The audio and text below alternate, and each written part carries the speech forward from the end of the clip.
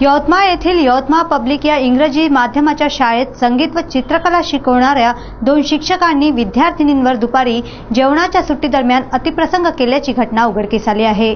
चिमुकल्या विद्यार्थिनींचे लैंगिक शोषण करणाऱ्या 2 शिक्षकांना पोलिसांनी ताब्यात घेतले आहे।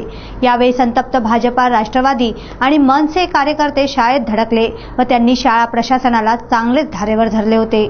यवतमाळमधील पब्लिक स्कूल इथे पहिलीच्या व दुसरीच्या चिमुकल्या विद्यार्थिनींचे लैंगिक शोषण केल्याची घटना समोर आली आहे। शाळा सुरू झाल्यानंतर यवतमाळातील एका प्रतिष्ठित व्यक्तीच्या मुलीसोबत असा प्रकार घडला होता। त्या मुलीची प्रकृती बिघडल्याने पालकांनी तिला रुग्णालयात नेले। दरम्यान तिच्या गुप्तगावर सूजन असल्याचे लक्षात आले। यासंबंधी वैद्यकीय प्रमाणपत्र सुद्धा पालकांनी दाखवले आहे। असे प्रकार या शाळेत होत असल्याची पालकांची ओरड आहे। या आधी देखील शाळेत असे प्रकार घडले होते, परंतु भीतीपोटी यांची तक्रार करण्यास कोणीही समोर आले नव्हते। परंतु ही घटना उघडीस आल्याने या घटनेमध्ये आतापर्यंत 17 जण समोर आले असून तक्रारकर्त्यांच्या संख्येमध्ये वाढ होण्याची शक्यता वर्तवली जात आहे। इंग्रजी माध्यमाचा बुरखा ओढून आत असे घृणास्पद प्रकार होत आहे। शाळांमध्ये मुले किती सुरक्षित आहे हा मोठा प्रश्न समाजापुढे उभा टाकला आहे।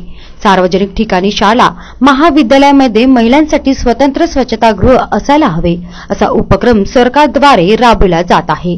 परंतु सुरक्षतेच्या बाबतीत सरकार शाळेकरिता कुठल्या प्रकारच्या नियमावली करणार आहेत असा सवाल देखील पालकांद्वारे उपस्थित केला जातोय।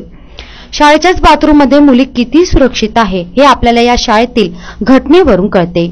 या शाळेच्या बाथरूममध्ये मुली जेवणाआधी हात धुवायला गेल्या की शिक्षक त्यांना तिकडेच लपकत असे पालकांनी सांगितले आहे। तरी या घटनेतील 2 शिक्षक पोलिसांच्या ताब्यात आहेत, परंतु यामध्ये जवळपास 7 जण असल्याची शंका पालकांनी व्यक्त केली आहे। पब्लिक स्कूलमधील घटनेमुळे पालकांमध्ये भीतीचे वातावरण निर्माण झाल्याने शाळेत टीसी करिता पालकांनी एका दिवशी 1000पेक्षा जास्त अर्ज केले आहेत। यावेळी सर्व पालकांनी मुलांना शाळेतून काढून टाकायला हवं असे मत देखील पालकांद्वारे व्यक्त केले जात आहे। इंग्रजी माध्यमाच्या शाळेत आपले पाल्यांचा प्रवेश घेतलेल्या पालकांनी आता तरी सतर्क राहणे गरजेचे आहे। असे प्रकार वणी सुद्धा घडले होते, मात्र शाळा प्रशासनाने सदर प्रकरण दडपून टाकले होते। तो प्रकार याउलट होता। संबंधित शाळेवरच कारवाई व्हावी जेणेकरून शिक्षणाच्या नावावरील गोरखधंदा बंद होईल। या घटनेच्या निषेधार्थ सर्वपक्षीय मोर्चा काढण्यात आला असून यवतमाळ बंदचे आवाहन यावेळी करण्यात आले आहे।